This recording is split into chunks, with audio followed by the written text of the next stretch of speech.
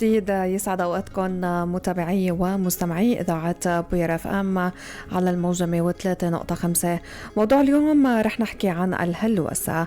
تعرف الهلوسة بأن يرى الإنسان أو يشعر أو يسمع أو يشم أو يتذوق أشياء غير موجودة، والهلوسة السمعية والبصرية هي الأكثر شيوعا، تجعل الشخص يسمع أو يرى أشياء خيالية وبشكل مخالف للحقيقة. للحديث أكثر عن هذا الموضوع معنا الأخصائية النفسية جوانا بركات. يسعد صباحك أستاذة جوانا. صباحكم، أهلا وسهلا فيكم. بداية لو تحدثينا عن مفهوم الهلوسة، ما هي الهلوسة؟ هلا أولا الهلوسة هو ليس مرض وليس اضطراب، وإنما عرض من أعراض الأمراض والاضطرابات النفسية، منها الفصام والذهانيات. كمفهوم هو الإحساس في حالة اليقظة والوعي بمحسوس غير موجود، مثل ما قلتي إنه عم يشوف أشياء وعم يسمع وعم يتذوق وعم يسمع أشياء مو موجودة بالواقع ولا بالحقيقة. هاي بنسميها الهلوسات، يعني شيء غير موجود بالواقع. نعم، أظهرت دراسات عديدة بأن الناس من جميع أنحاء العالم قد يصابون بالهلوسة. لنسأل هنا، ما هي أسباب الهلوسة؟ هلا بداية قلت لكم انه هي عرض من اعراض الامراض النفسية والعصابية، منها انفصام الشخصية، شلل الرعاش. يعني هاي الاسباب اللي بتخلي انه حدا يصير عنده عرض من اعراض الهلوسة. الزهايمر او الخرف اللي عم بيصير عند كبار السن، هدول بيصير عندهم الهلاوس. كمان في امراض الخوف الشديدة وامراض في الدماغ، الاكتئاب والصرع والنوبات المرافقة له. كمان في عندنا مرض النفسي اضطراب مع بعض الصدمة اللي هو PTSD. الاشخاص اللي بيصير معهم الشقيقة كمان من هاي الاسباب اللي بتصير معهم الهلوسة. كمان في عندنا المخدرات والكحول، المتعاطي المخدرات والكحول، المواد اللي بيتناولوها من تأثير هاي المواد بتصير عندهم الهلاوس. المواد هي الكوكايين، هيروين، كيتامين. كمان في عندنا امراض مثل الحمى، الامراض الشديدة المزمنة مثل فشل الكلى، الايدز، سرطان الدماغ. نعم. هدول كمان بيصير معهم الهلاوس. كمان في امراض والتهابات الاذن المتوسطه، كمان مشاكل العصب السمعي، الحرمان من النوم لفترات طويله بيصير معهم هاي الهلاوس. تأخذ الهلوسة أشكالا أو أنواعا مختلفة ومتنوعة، حبذا لو تحدثينا عليها. هلا في عنا الأكثر شيوعا السمعية، بالترتيب بعدين البصرية، والشمية والذوقية واللمسية. هدول في عنا الأشكال من الهلوسة وأنواعها. لو تشرحي ما هي الهلوسة السمعية، الشمية، البصرية؟ هلا السمعية انه حدا بيسمع اصوات مو مرئية، مو موجودة في الواقع. انه هيك عم بيقول انه تبعت له رسائل انه هالصوت لإلك يعني، بس مو ماله موجود بالواقع. نعم. البصرية كمان نفس الشيء، انه بتشوف شغلات واشياء مو موجودة بالواقع. هيك يعني بيتهيأ لك صورة او شكل بس مو موجود بالواقع. الشمية انه روائح، هاي الروائح عم تشم رائحة بس الرائحة مو موجودة. يمكن تكون من المحيط، يمكن من جسمك، بس الرائحة ما لها أساس يعني من الصحة. هناك بعض الاعتقادات أن الشخص المهلوس يعتبر لدى المجتمع مجنونا، ما مدى صحتها في علم النفس؟ هلا يعني في عندنا نظرة خاصة بمجتمعنا الشرقي انه اخذين عن اي مرض او اضطراب نفسي انه جنون. لا ليس اساس من الصحة. جنون هو خلل في العقل. يمكن يكون من بداية ما الإنسان خالق يعني، أو يكون وراثي أو عنده سبب ثاني، لأنه في تلف فيزيولوجي من الأساس، هذا جنون. نعم. أما الشخص المهلوس لا، قلنا أنه هو عرض، يعني الهلاوس بأنواعها، من عرض من أعراض المرض اللي نصاب فيه، مرض النفسي والاضطراب النفسي. هذا له أسباب ثانية، أنه أسباب بيئية، أسباب أخرى مثل أزمة الحرب، مثل حتى يمكن بتاريخ العائلي أو وراثي، هذا شكل ثاني يعني.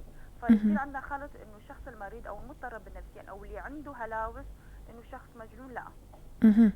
إذن سيدة جوانا، ما الفرق بين الوهم أو الأوهام والهلوسة؟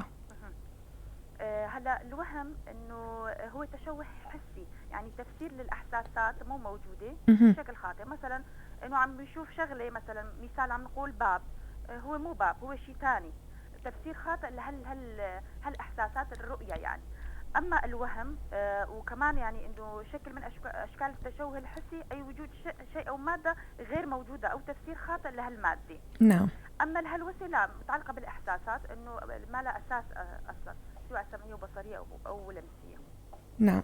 ما هي الهلوسة النومية وما هي أسباب هذه الهلوسة؟ هلا الهلوسة النومية صراحة يعني جد تعرفت عليها. إنه طبعا هي أحداث مرئية أو لمسية أو سمعية. يمكن تكون إنه هاي الهلوسة قصيرة المدى أو طويلة المدى. كيف بتصير يعني كيف تحدث عند الإنسان لما بينتقل من حالة اليقظة للنوم وبالعكس. من أهم الأكثر عرضة للهلوسة، من هم الأكثر عرضة للهلوسة؟ حكينا اللي عندهم اضطرابات وأمراض النفسية والعصبية. نعم. الكبار السن اللي عندهم زهايمر والخرف. نعم. كمان اللي بيتعاطوا المخدرات والكحول واللي عم يتعالجوا يعني من كتر ما في تأثير المادة لسه في بجسمهم، لما بيتعالجوا مو بيسحبوا هاي المادة. نعم. كمان بيصير عندهم الهلاوس اللي عندهم أمراض مزمنة، طبعا مو الكل، حسب الحالات، حسب العمر، حسب الحالة اللي هو فيها. يعني بإمكاننا أن نقول أن الأمراض المزمنة والخطيرة تتسبب في إصابة الشخص بالهلوسة. معرضين وليس معرضين. معرضين. هل يحدث التباس بين الإصابة بفيروس كورونا والهلوسة المتصلة بالشم والتذوق؟ هلا بما أنه متعلقة بحاسة الشم والتذوق، هن بأعراض الفيروس الكورونا أنه فقدان هاتين الحاستين. نعم. أما في حالة الهلوسة لا، انه عنده احساس بهاي الحاستين ولكن ليس اساس من الصحه. ففيروس كورونا ما صنفوا ضمن هاي الاعراض او الامراض اللي الشخص اللي عم بيصاب بالهلوسه. يعني ذكرنا انه الامراض النفسيه والعصبيه والايدز والمخدرات، بس ما ذكرنا انه كورونا كمان من ضمن هالاضطرابات او هالتصنيفات للشخص بيتعرض للهلوسه. فانه في فرق بيناتهم، مو مثل بعض. طيب ما هي طرق العلاج بالهلوسة؟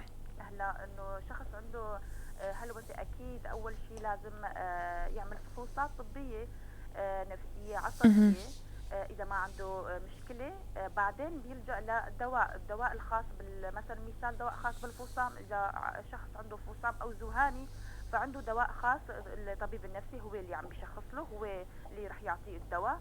نفس الشيء اللي عندهم الصرع، اللي عندهم الشقيقة، اللي عندهم مثلا اشخاص اللي ما ناموا فترات طويله اكيد راح ياخذوا قسط من الراحه ويرتاحوا ويناموا.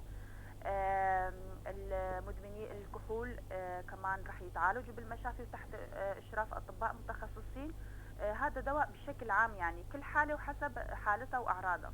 نعم. أستاذة جوانا، ما هي نسبة الإصابة بالهلوسة في منطقتنا، وهل هناك حالات الإصابة بالهلوسة؟ تمام، ذكرنا انه الهلوسه هي عرض وليس مرض او اضطراب. نعم. هلا في عندنا حالات، في عندنا امراض نفسيه، صار عندنا اضطرابات، لانه مركزنا هو مركز جان متخصص بهاي الامراض والاضطرابات.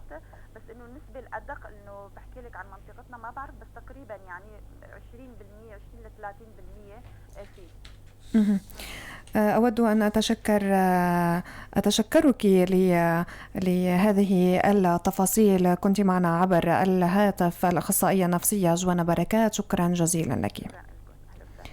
مستمعينا ومتابعينا، مكملين بفقرات عطر الصباح ولكن بعد الفاصل.